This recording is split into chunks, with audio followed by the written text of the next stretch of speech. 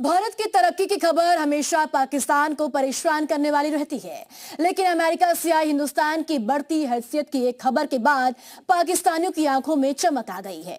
जी हां, पाकिस्तानियों को लग रहा है कि उनके कटोरे को भरने के लिए अब एक और देश तैयार हो गया है। As well, China is a very rich country.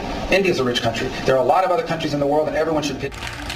चीन एक अमीर देश है, ये बात पाकिस्तान और पाकिस्तानियों से बेहतर भला कौन जानेगा। मगर जब से पाकिस्तानियों ने भारत के अमीर देश होने की बात सुनी है, पाकिस्तानियों के सीने पर तो जैसे सांप लौट रहे हैं। सबसे ज्यादा सदमा तो पाकिस्तानी पीएम शहबाज शरीफ को लगा है, क्योंकि मत मारी गई थी उनकी। उन्होंने भारत को पीछे छोड़ने की कसम खाई। कसम खाकर कहता हूं कि जब तक मेरी जान में जान है, हम सब मिलकर पाकिस्तान को अजीम बनाएंगे, हिंदुस्तान को शिकस्त देंगे।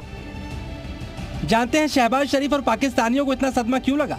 दरअसल अमेरिका ने पहली बार ये बात खुलेआम कह दी कि भारत को दुनिया के गरीब मुल्कों की मदद करनी चाहिए, क्योंकि अमेरिका चीन की तरह वो भी एक अमीर देश है। सुनिए जरा। To continue to help in the humanitarian crisis, other countries need to do so as well. China is a very rich country. India is a rich country. There are a lot of other countries in the world, and everyone should pitch in. I don't think it's fair to assume that the United States needs to continue to share the burden, 60-70% of humanitarian aid around the world. सोचिए, भारत और पाकिस्तान दोनों एक साथ आजाद हुए, लेकिन हिंदुस्तान कहां से कहां पहुंच गया, जबकि पाकिस्तान आज भी कटोरा थाम कर खड़ा है। कल भी खड़ा था और कल भी कटोरा थामे ही खड़ा रहेगा। बिल्कुल इंडिया दे सकते हैं। इंडियन बिजनेसमैन है, उनके पास बहुत ज्यादा जो है फाइनेंशियल रिसोर्सेज हैं। जैसे आप मुकेश अंबानी की बात कर सकते हैं, 120 अरब डॉलर उसकी करंटली नेटवर्थ है। ठीक है, तो इस तरह के वहाँ पे लोग मौजूद हैं जो कि इस तरह के काम कर सकते हैं, लेकिन पाकिस्तान में ऐसा इनिशिएटिव कोई भी नहीं ले रहा और ना ले सकता और ना कर रहा है अभी करंटली। नहीं तो इंडिया और चाइना वो तो बहुत तरक्की पे जा रहे हैं इस टाइम। उनकी हुकूमत उनसे बहुत ज्यादा तामन कर रही है। हमारी हुकूमत का कोई हमारे साथ तामन नहीं है। सिर्फ ये है कि किसी तरीके से कोई हमें कुछ आना चाहिए, हमारे यहाँ से जाए ना। सबसे पहले गैस और बिजली काम करें, इंशाल्लाह हम इससे बहुत ज्यादा खुश हो जाएंगे। और फिर जो इन्वेस्टर है उन्हें रिलीफ दें और बाहर की इन्वेस्टमेंट इधर करें, ताकि इधर जो परेशानियां हमारी, जो मामला खराब है, वो ठीक हो, कारोबार हो। हम ये चाहते हैं कि हमारा कारोबार हो, हम खुश रहें, हम हाँ जी दुनिया में इज्जत हो। अजय भाईजान, खुली आंखों से सपने मत देखिए।